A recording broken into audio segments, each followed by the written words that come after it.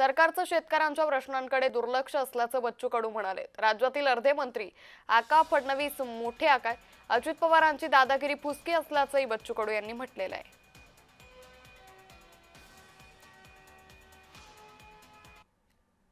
याच्यातून जनजागृती करण्याचा प्रयत्न करतो आणि 28 तारखेला एक शेवटचा इशारा आम्ही तिथे उपस्थित राहून देणार आहोत। एकतर हमी भावाची लढाई आहे, पेरणी ते कापणीपर्यंत सगळे कामं MRGS मध्ये झाले पाहिजे आणि कर्जमुक्तीच्या लढ्यासाठी दिव्यांगांचे काही प्रश्न याच्यासाठी अखेरची लढाई म्हणून बुट्टेबोरी नागपूरला इथं 28 तारखेला आम्ही लाखो शेतकरी एकत्र होऊन नागपूरला पूर्ण वेळा टाकणार आहोत। त्यापूर्वी सरकारने निर्णय घेतला पाहिजे। पैठणमध्ये रात्रभर मुसळधार पाऊस बरसतोय। रहिवाशांच्या घरात पाणी शिरलं। विहामांडवा गावामध्ये पाणी शिरल्यानं नागरिकांचं मोठं नुकसान झालंय। मुस्ताक शेख यांच्या घरात पाणी शिरल्यानं घरातील अन्नधान्याचं मोठं नुकसान झालेलं आहे। त्यामुळे शेतकऱ्यांकडून आता या नुकसानीची पाहणी करून सरकारनं नुकसान भरपाई द्यावी अशी मागणी केली जाते।